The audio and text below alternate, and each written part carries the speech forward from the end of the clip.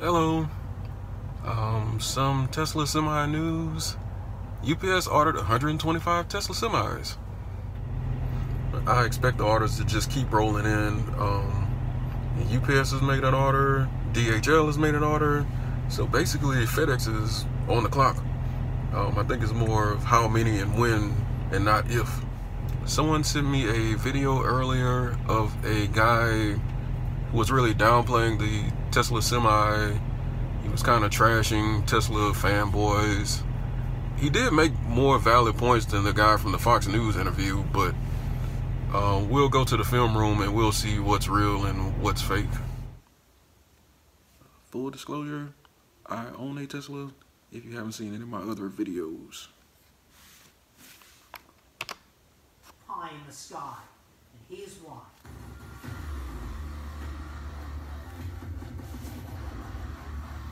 I'm John Cadogan from AutoExpert.com.au, the place where Aussie new car buyers save thousands on their next new cars. Hit me up on the website for that. The semi in just a second. Give me a couple of minutes to establish the context. Meet the Fockers. 5 months ago, I reported on one of the modern era's most popular cults, Tesla. Link in the description. I decided to test in a semi-robust way whether Tesla was a beacon to a clean green future or just another cult. And a cult is simply a system of faith-based devotion directed towards a particular figure or object. And faith, well, that's just believing in something when there's no evidence whatsoever to support that belief. So you can have... I think he has his definition of faith a little off. I think he's talking more about blind faith. You can believe in something with reason and it still be faith. I can be a football player and believe that my team is better with reason. And I think a lot of Tesla owners support Tesla because they like the product that Tesla is putting out. I think Elon Musk has done a lot to prove his naysayers wrong. Tesla has came out and completed their master plan, part one of their master plan, step by step, and Elon is out landing rockets, and 2017 for SpaceX was an incredible year. In Jesus, that's allowed. But if you eat an Oreo and take a big swig of Jack Daniels and believe you are consuming the body and the blood of Elvis, you're probably nuts. The distinction between the two escapes me completely, however. Tesla, by any robust definition, is absolutely a cult. Elon Musk keeps failing to deliver the cars, the autonomous technology, the green future, the rocket launches, whatever. But you can't... I don't understand what he's saying about the rocket launches. The rocket launches are going well. The rocket landings are going well. And SpaceX is a company that has been around for less than 20 years, so they're doing a lot more than anyone expected them to do. The car deliveries, he may have a point there. They often aren't on time, but when he does deliver them, and he always does deliver them to spec, and the owners love them. Autonomy, that's going to be some time. I'd rather it be done right than fast. On him to deliver on time, every time, official apologies for the non-achievement of his hitherto promised goals, wrapped in a rosy picture of the future. That's a guarantee. Example, at the end of the first quarter of 2017, Tesla failed to deliver the promised Model X production target.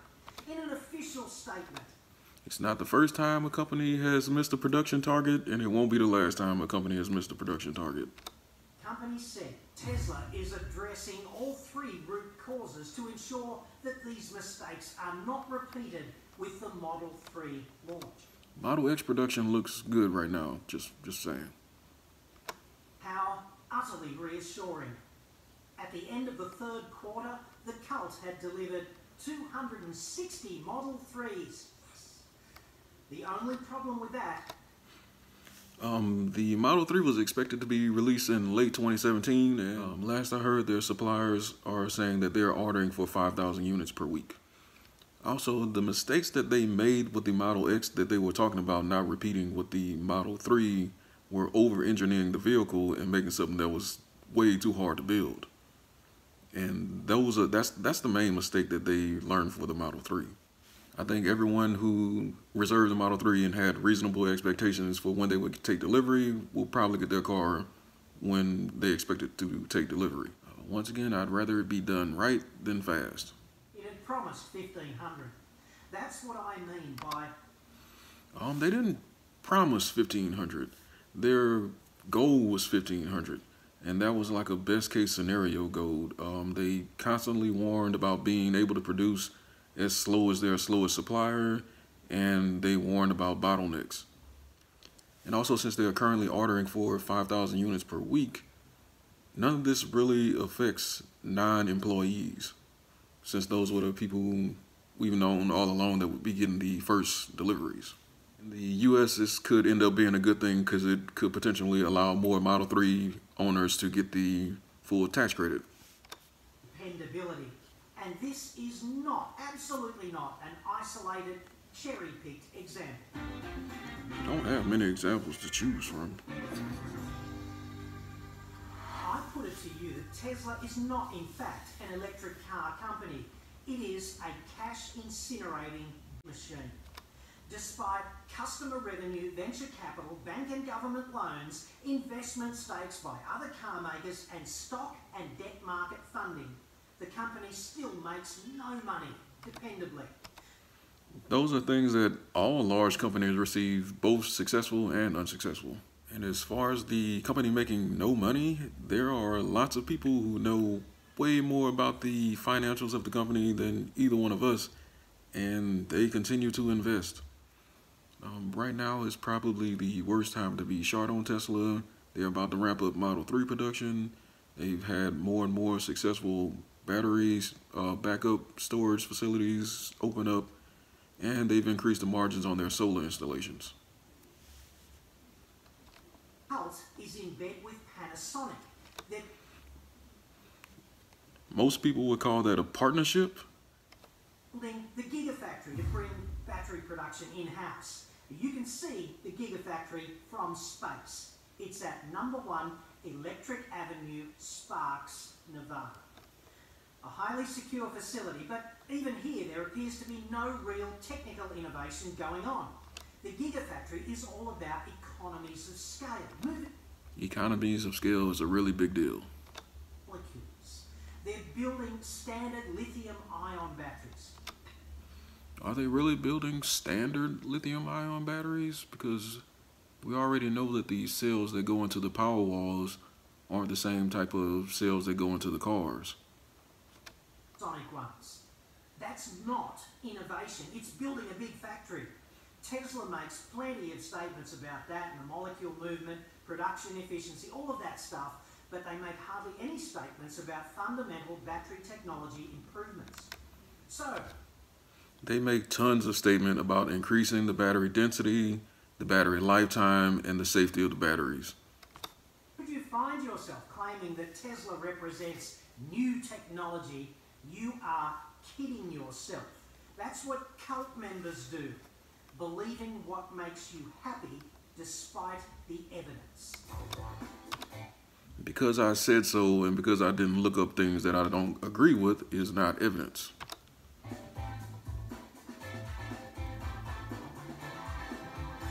Some Model 3 customers have already paid $5,000 for enhanced autopilot plus another $3,000 for Tesla's self-driving package, the latter of which Mr. Musk assures his fan base comprises all of the hardware required for a driver to be asleep at the wheel once the software and regulations are sorted. In the game, that's called Level 5 autonomy, zero human oversight required. In October this year, Scott Miller, a General Motors self-driving bigwig, publicly described this Tesla hardware notion as, quote, full of crap, which is hardly equivocal. The Tesla pack... So because someone from GM said it's not good, then it must not be good. So he believes people from GM, but he won't believe anything Tesla says. Does not include Lidar, which non-Tesla autonomous driving experts claimed to be essential if you want adequate systematic redundancy to safely engineer out the human driver. This is Elon Musk is very familiar with LiDAR. SpaceX uses LiDAR. He literally has rocket scientists at his disposal that he can ask about LiDAR and if the cars needed the LiDAR. Also, one thing he fails to mention is LiDAR does not see through rain, snow, fog, or dust. A cult looks like if you are not brainwashed by it. A nice idea about which the facts fail to add up. I like this song. This song is awesome. The cult prick-teased the Semi, but they left out critical specifications. Tesla continues to leave those out. And by critical, I mean critical to the people who would actually buy and operate a truck commercially. I would buy and operate one. The most specifications for the world's first electric truck have still not been released. Like what? You would have to assume that this is not an accidental omission. The Tesla Semi, it's claimed, will accelerate from 0 to 100 k's an hour in 20 seconds, configured with an all-up weight of 36 metric tons. Who cares? I care when I'm trying to merge on the interstate. If you have a heavy load and you have to merge really slowly, it can be extremely stressful. A 5% gradient at 65 miles an hour, that's 104 k's. It'll consume less than 2 kilowatt hours per mile, they say. They say. So he obviously doesn't believe anything they're saying. So like, what's the point? Like, you want more information, but you aren't going to believe it anyway. Are planned 500 and 300 miles in range. And if you want to join the Elon Musk boy band, you can reserve your... Wait, boy band? I thought he said it was a cult. A cult and a boy band are just fundamentally different. If anything, the cult is more like the groupies or the fan club, depending on the age, and they would be behind the boy band, but the boy, whatever. Pay for $20,000 US. But the cult offers no information about the tear weight of the truck, from which we might infer some critical facts about the weight of the batteries required to power it. And to a trucking operator, you know, this is absolutely critical. See, the weight of any truck is a zero-sum game, and that means you're getting paid, if you're in the trucking business, to deliver the payload. The heavier the truck, the less the payload, because the all-up weight is absolute. Here in Australia, the maximum weight of a 5-axle semi-trailer is 40 tons. From Tesla, deafening silence on the payload. Actually, XPO Logistics came out and they said that a Tesla Semi will be able to carry basically the same payload as any other tractor trailer. He says the payload is a zero-sum game, and that could be true in some cases, but it's not always true. If it really was true, then most owner-operators would all buy day cabs and they would just sleep in the cheap hotels next to truck stops, just to save weight on the truck. Also, the truck is 2 years away. The weight of the battery is probably based on battery technology improvements, so there's probably no reason for them to announce something that specific right now. They're probably telling all the companies that order it that this is the weight of the truck now, but it probably will be less. That's probably not good.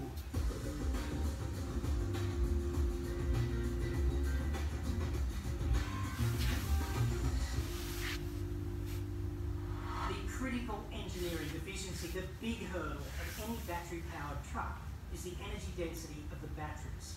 So we could reverse engineer that, but we don't have to because it's already been done.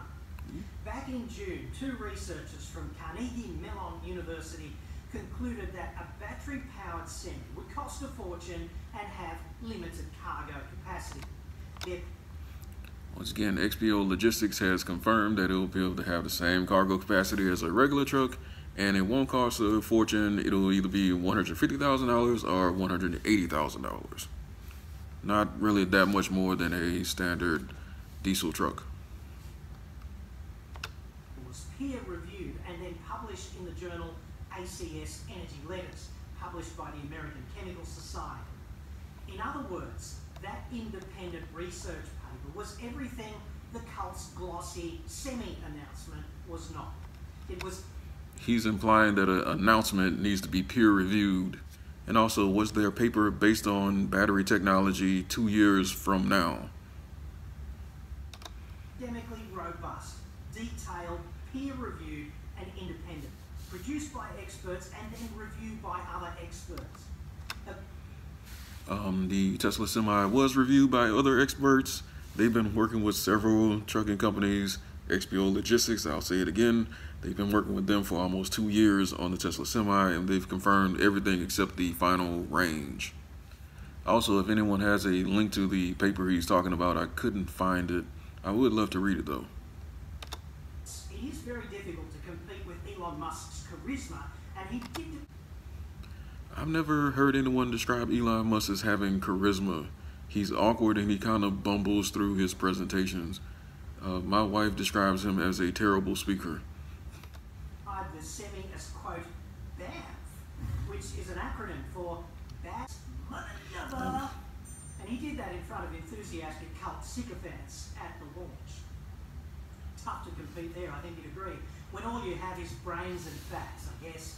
Still, the non-BAF expert researchers found that an electric semi-trailer with a 600-mile range would require a battery pack that weighed 14 tons. So a Model S 85 battery weighs 1,200 pounds. And based on that, a Tesla Semi with a 1 megawatt hour battery will be close to 7 tons. And even with that being said, they won't be using the 18650 batteries in the Semi. They'll either be using the 2170 batteries or maybe even something even more energy dense or a bigger cell. If it's a 800 kilowatt hour battery, like I'm starting to think it'll be, the battery should be less than 12,000 pounds. That is not 14 tons. Including the 4 significant traction motors and the control and power management systems.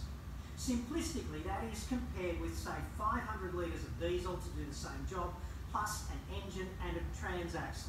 That's nowhere near 14 tons. And you have to remember that you can also save weight with the engine, the oil, the coolant, the transmission fluid, fuel tanks, aftermarket treatment system, exhaust piping, diesel exhaust fluid, all of the other tanks, the drive shaft, the radiator, and the charger cooler. All that's about 7,000 pounds. In industry is ruled by efficiency. Every kilo of a truck's intrinsic weight is a kilo that you don't get paid to carry. He's kind of making an assumption that every truck operates at exactly 80,000 pounds. And that's just not true.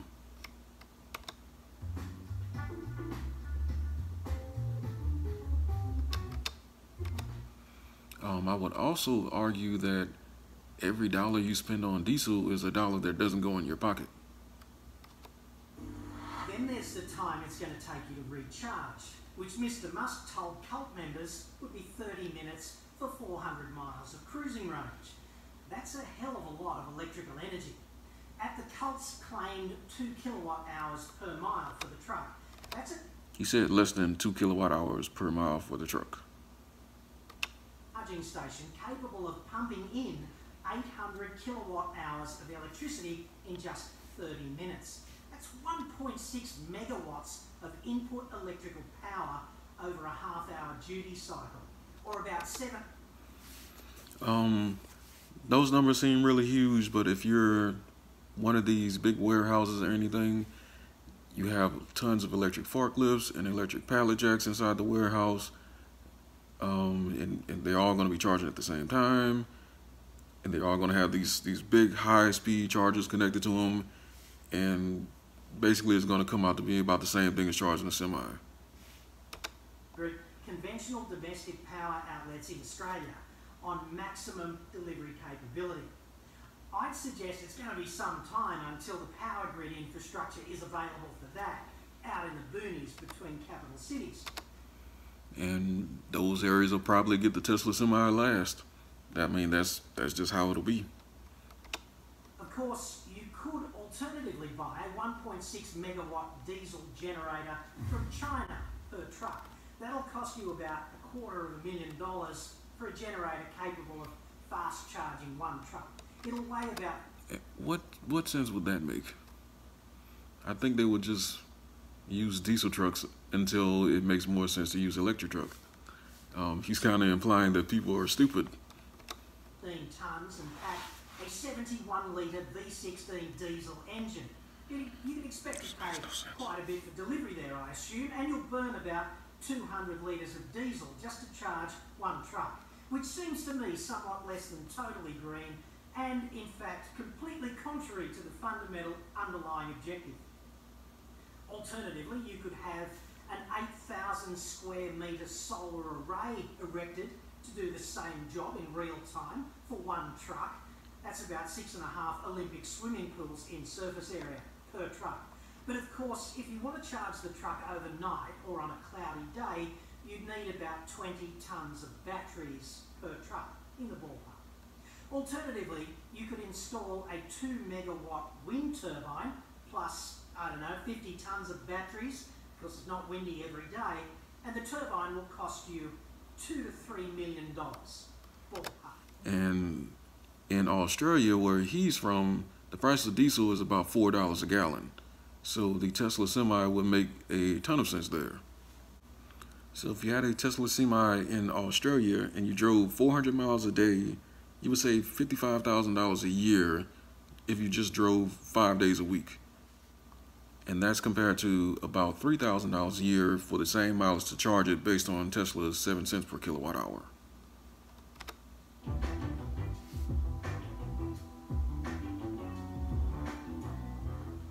The cruising range. Here in Australia, it is rather a long way between capital cities. Adelaide to Melbourne, 700 odd kilometres, and that's just inside the range of the larger of the two Tesla semis. Melbourne to Canberra, also doable with the big one, but the only major inner capital city hall within the purview of the smaller Tesla semi is between Sydney and Canberra. Sydney... Well, then they would get the truck with the 500-mile range. That seems like an easy choice. When Sydney to Brisbane, the big freight routes, you cannot do that without recharging, and of course, you can forget entirely about Sydney to Perth or back. Sad. And I don't think Tesla has any problem putting a charger in Australia. They've already shown interest in putting batteries and investing in Australia. The place where we really do need electric trucks is deep within our cities, running the staggering volume of inbound shipping containers from the port to logistics distribution facilities in the outer suburbs. So he admits they need the trucks in these cities, but he spent the majority of the time complaining about how they won't work on day one in the middle of nowhere.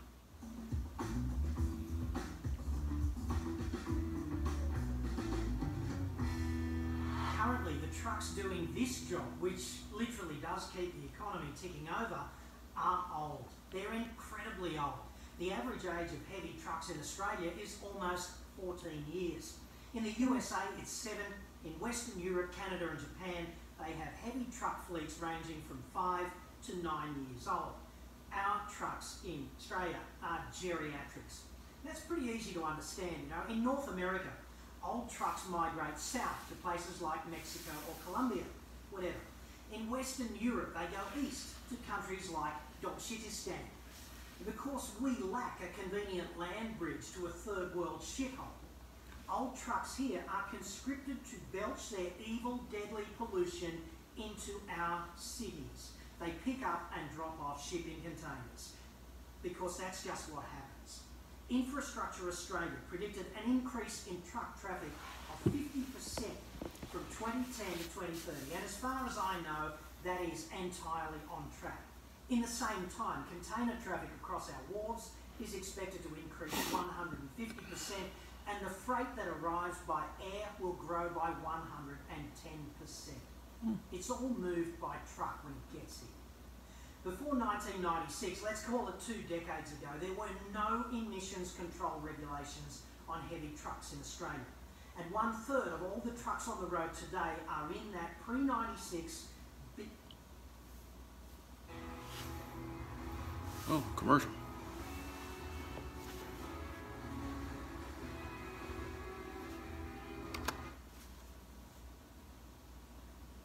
Today are in that pre-96 big emissions category. And I am not making this up. It's part of an official report by the South Australian Freight Council. The negative consequences for human health here are profound. Old trucks belch chemicals that cause cancer and life-shortening cardiovascular diseases. Yep. There is no doubt on this. It is a scientific fact. I don't have anything to add to that. This is, of course, diesel trucks are dirty. A disgraceful deficiency in public policy. Our cities right across Australia, that's where a fleet of electric trucks could make a real difference. But it has to be viable, as opposed to just cult Kool-Aid. Mr. Musk is, however, a charismatic, weapons-grade non-achiever of his... He really believes Elon is charismatic. I don't know if the bar for charisma is lower in Australia or what, but I don't see Elon as charismatic. And a non-achiever, that's amazing that someone would call Elon Musk a non-achiever. I mean, Zip2, PayPal, SpaceX, Tesla. Goals, that's a fact. He keeps not delivering. He has many enthusiastic cult members, and they are all sucking on that Kool-Aid, but the facts are simply not on. Whoa. Now I'm offended. You don't suck on Kool-Aid. You sip it. You sip it like a gentleman. Side. You can buy a truck like this today for about 30 grand. The mighty 1995 Ford Aeromax L9000 Detroit Series 60 with only 823,000 Ks on the clock. That's pretty low Ks for a 20-year-old filthy truck. This one seems like a particularly good deal. That's not a good deal. Device for suburban container shuttling, provided you don't mind poisoning the population while you do it. Of course, you could buy a 300-mile Tesla Semi for $150,000 US plus. And it'll pay for itself in about 3 years in fuel savings. Base price. And you'll need 400 or 500 domestic extension cords to recharge it, or that $3 million wind turbine discussed earlier. Or you can just use it for your short routes. Anti-electric truck. I'm anti-fantasy, anti-cult, and pro-fat. That sounds a bit more positive. You're also profanity. I gotta edit out all your cursing. My channel is for all ages. Ask yourself if you are willing to bump the price of all consumer goods, from the TV at home to the groceries to the materials from which your next house will be built, as a consequence of having them distributed by the cult. It will be... Or with the added consequence of paying for diesel, which is $4 a gallon in Australia. Substantial bump in price, so you better brace for impact there. Or don't, because the cult could just as easily collapse. To me, that's just a matter of time. I'm John Cadogan, expecting a tsunami of critical cult comment here. Don't disappoint me. If you really hated this report, subscribe. Sure. It won't be the last time I comment on the cult. Oh no. Thanks for watching. I guess I'll subscribe. It was entertaining.